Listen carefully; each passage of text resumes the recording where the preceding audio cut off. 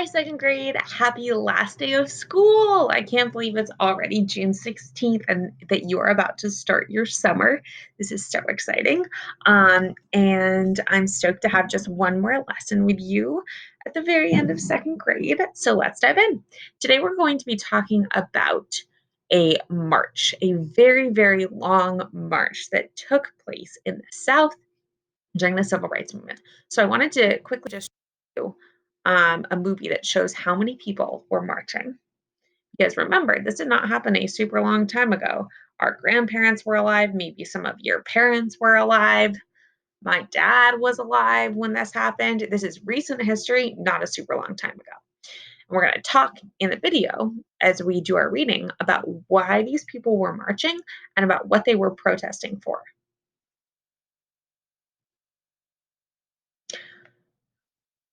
All right.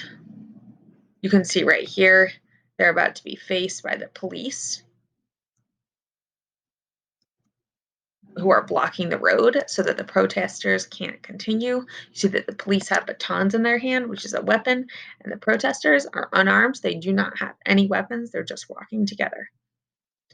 Okay, I'm going to pause right here and we're going to jump into our reading so we can understand what was going on in that video. All right, today's topic is the Selma to Montgomery marches. As usual, you need a pencil and a piece of paper, and you should be pausing the video at the end of the section to write down what you think the main idea is, and I will do the same. Let's jump in. The Selma to Montgomery marches. President Johnson signed the Civil Rights Act in 1964. This was supposed to give equal rights to all citizens. This is what we just talked about yesterday.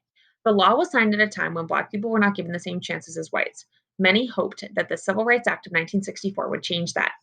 Not much had changed a year after the law was signed. There were still protests for equality. The Selma March of 1965 was one of these. It is often seen as the peak of the civil rights movement. That means like the top of the civil rights movement. Okay, pause the video and write down what you think the main idea was of that first section.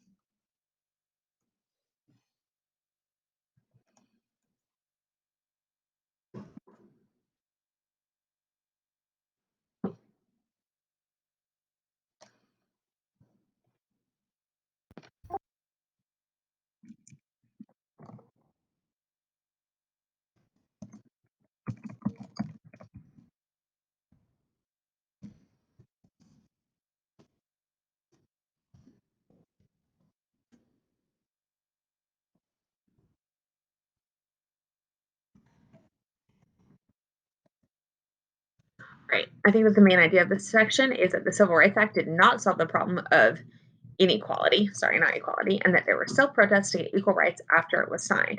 So it's not just like President Johnson signed this act and everything was good.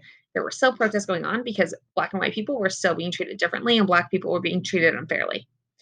Okay, before the marches, states in the South did not like the Civil Rights Act of 1964.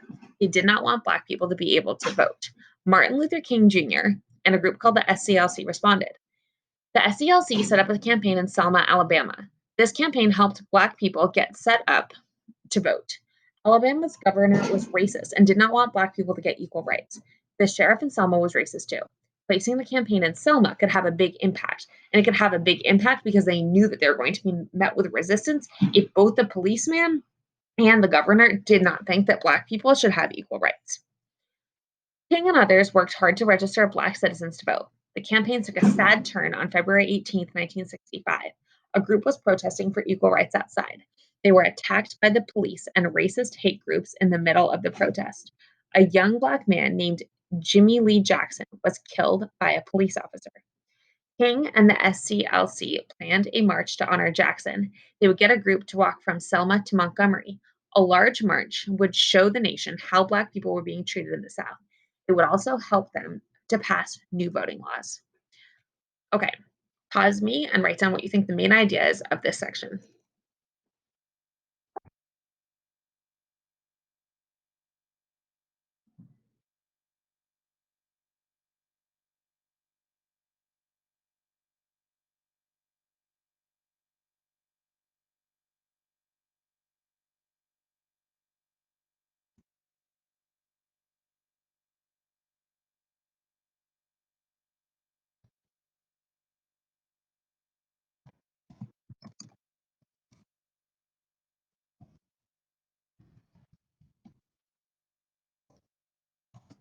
Okay, my summary is that this is kind of long, but this paragraph had a ton of information, so my summary was long.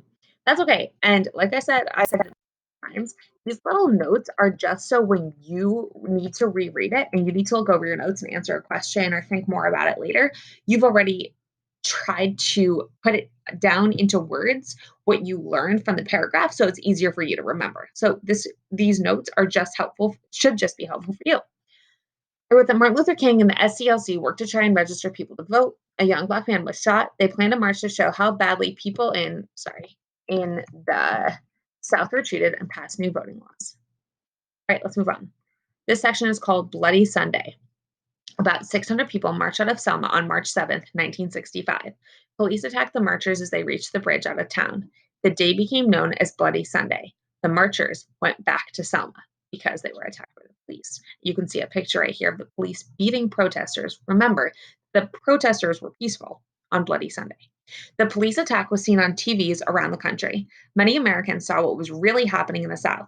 Lots of important leaders traveled to Selma to join the next march. And if you remember, sorry, I'll pause myself. King led the next march 2 days later. He walked the group to the bridge and then turned around. Some think he could tell that they would be attacked again. Let's pause here and write down what you think the best summary is of this section.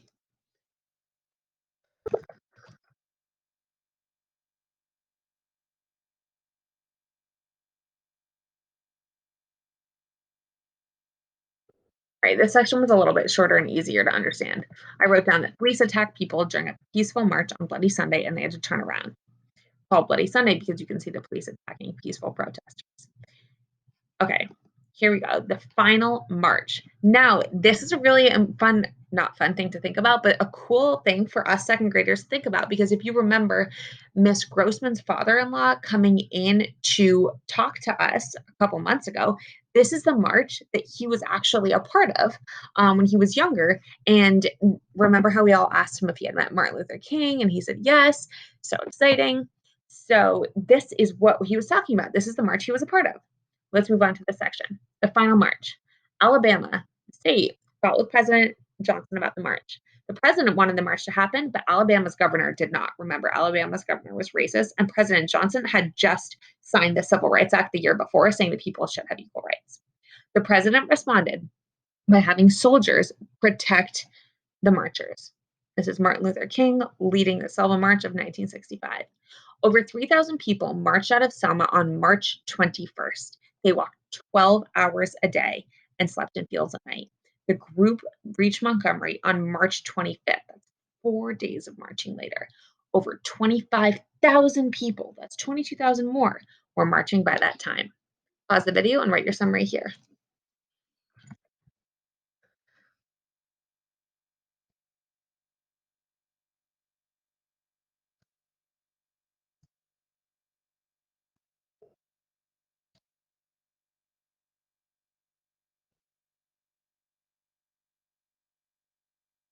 All right. I wrote that the president sent soldiers to protect marchers, that they marched 12 hours a day and slept in the field, and that thousands of people joined the march. All right, let's move on. The Voting Rights Act of 1965. The Selma March of 1965 achieved one of its main goals. President Johnson passed new voting laws on March 17th, 1965. This was known as the Voting Rights Act. Black citizens would no longer have to take a test or pay money to vote.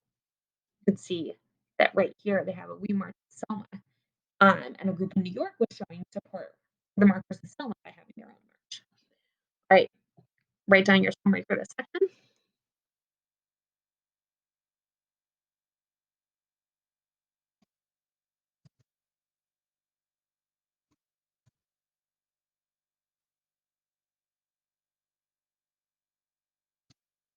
Okay, I wrote that the Voting Rights Act passed because of the Selma March, and that Black people wouldn't have to do extra things to take a test to vote.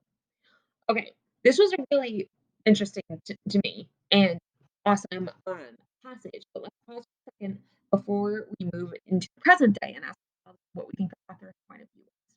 Let's review our notes like we always do.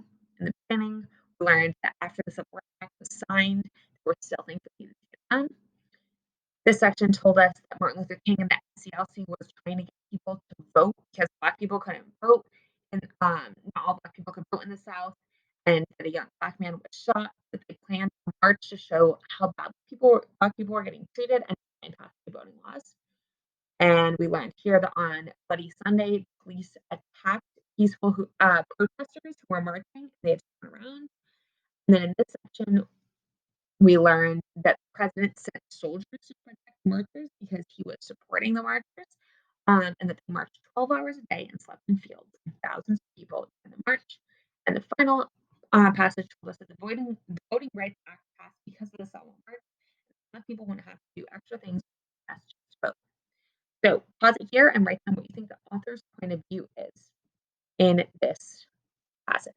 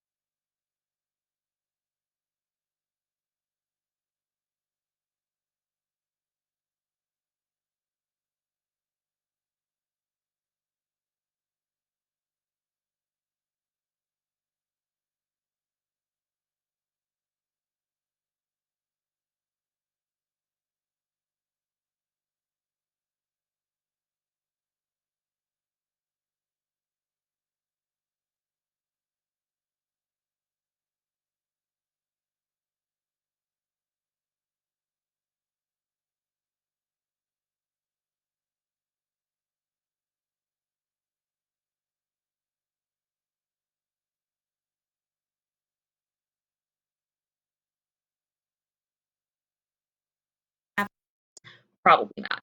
So right here, I wanted to show you a video of the hundreds of people, probably thousands of people, lined up 6 feet apart because of social distancing, just waiting to go get their chance to vote in Georgia.